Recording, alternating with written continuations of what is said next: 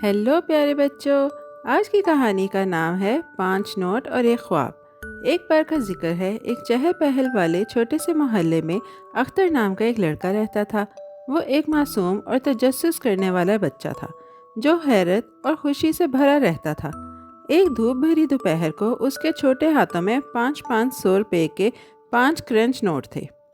उसका ज़हन माजी में घूमने लगा जब वो सिर्फ 8 साल का था। गलियां जिंदगी से भरी हुई थीं। उसके वालिदैन बहुत मेहरबान थे और मोहल्ले के हर कोने में कहानियां और छोटी छोटी मुहिम्मात छुपी हुई थीं। अख्तर का दिल खुशी से धड़क रहा था जब वो अपने बचपन की यादें याद कर रहा था। एक दिन अख्तर के वालिद ने उसकी माँ से कहा, अख्तर की माँ, इसे तैयार करो, हमें इज्तिमा में जाना है, देर हो रही है। उसकी माँ ने जल्दी से उसे नहलाया और साफ सुथरा कुर्ता पैजामा पहनाया। अख्तर ने अपने वालिद की उंगली मजबूती से पकड़ रखी और वो बड़े इज्तिमा की तरफ चल पड़ा। रास्ते में उसका जहन यादों में घूमने लगा। उसने सलमा को बर्तन उठाते देखा और जब वो पहुंचा तो वहां मौजूद लोगों की बड़ी तादाद ने उसे हैरान कर दिया। खुशबू, रोशन कपड़े और खुशी के शोर ने उसे दोनों तरह के जज्बात दिए, खुशी और थोड़ी घबराहट। जैसे ही इज्तिमा शुरू हुआ, अख्तर ने एक दुबला पतला आदमी देखा जिसके हाथ में कुछ नोट थे। उसकी नज़रों के सामने एक बावकार बुजुर्ग आए और बोलने लगे। सब खामोशी से सुनते रहे।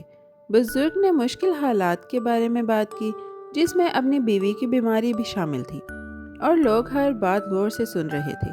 हर ज़रूरत एक सवाल पूछ रही थी। बाद में अख्तर ने समझा कि ये मौजी शख्सियत कायदे आज़म थे जिनका नाम उसने कई बार सुना था। उसके वालिद खामोशी से बैठे ध्यान से तकरीर सुन रहे थे।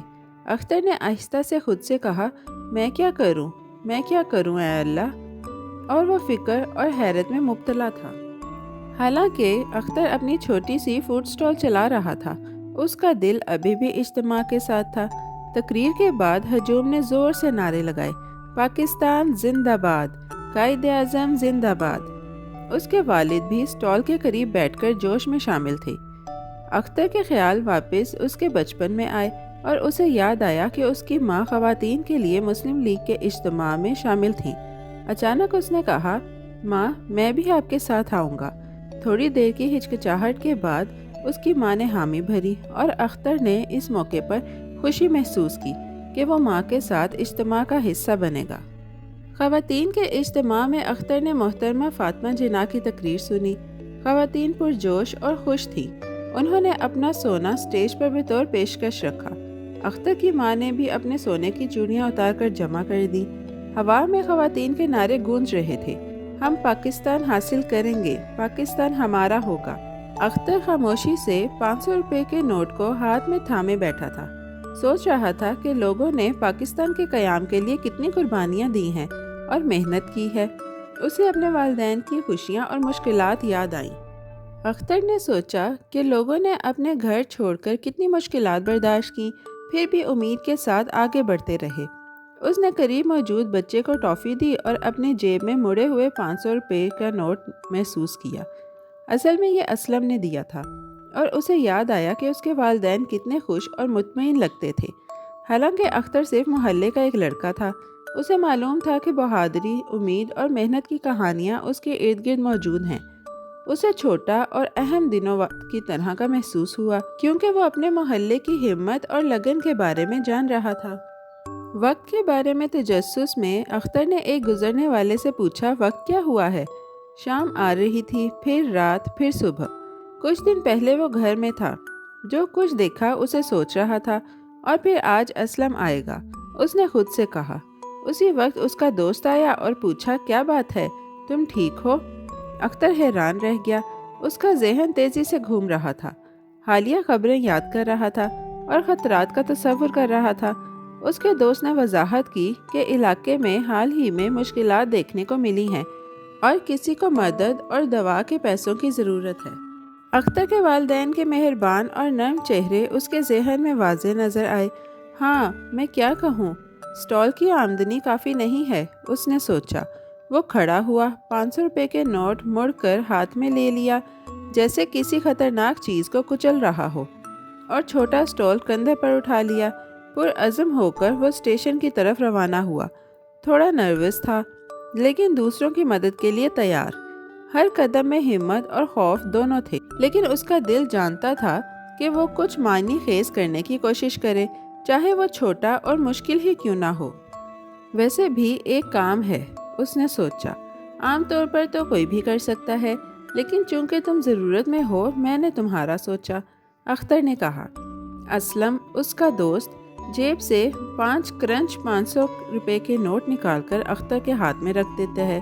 اسلم، تم یہ بندر روڈ پل کے نیچے رکھو، یہ پیش کی رقم ہے، باقی 4 گنا زیادہ کام ختم ہونے کے بعد دی جائے گی، فکر نہ کرو، کوئی شک نہیں کرے گا، اسلم نے مہربانی سے وضاحت کی۔ اختر نے دھیان سے سنا، نروس اور پرجوش محسوس کر رہا تھا۔ اسلم نے جاری رکھا، ارے کیا سوچ رہے ہو، یہ موقع دوبارہ نہیں آئے گا، میں تمہیں منگل کو صبح 9 بجے تحصیل لے جاؤں گا اور باقی کام بھی سمجھاؤں گا۔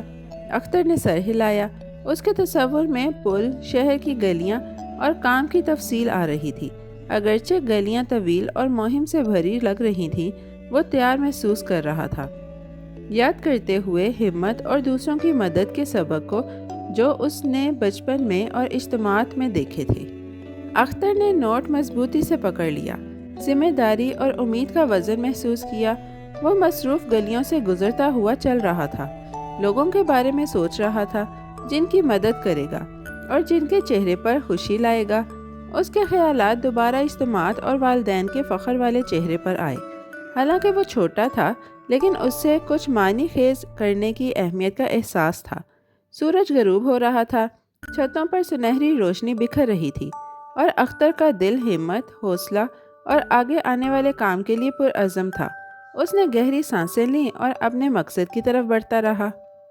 قدم بہ قدم اختر اسٹیشن پہنچا، اس کام کے لیے تیار جو اس کے سامنے تھا۔ اس کے ہاتھ میں نوٹ بھاری محسوس ہو رہے تھے، لیکن وہ امید اور وعدے سے بھرے ہوئے تھے۔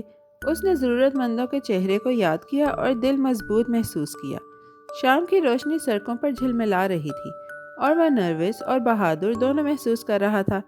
وہ جانتا تھا کہ اسے اپنی بہترین کوشش کرنی ہے اور ہر چھوٹا عمل اہم ہے۔ تو پیارے بچوں، آج کی کہانی یہی ختم ہوتی ہے۔ ہم ایک نئی اور دلچسپ کہانی کے ساتھ پھر واپس آئیں گے۔ Bye bye. پیارے بچوں، کیسی لگی آپ کو یہ کہانی؟ ایسی ہی مزیدار کہانیاں سننے کے لیے ہمارے چینل کو لائک، سبسکرائب اور شیئر کرنا مت بھولیے گا۔ Bye bye.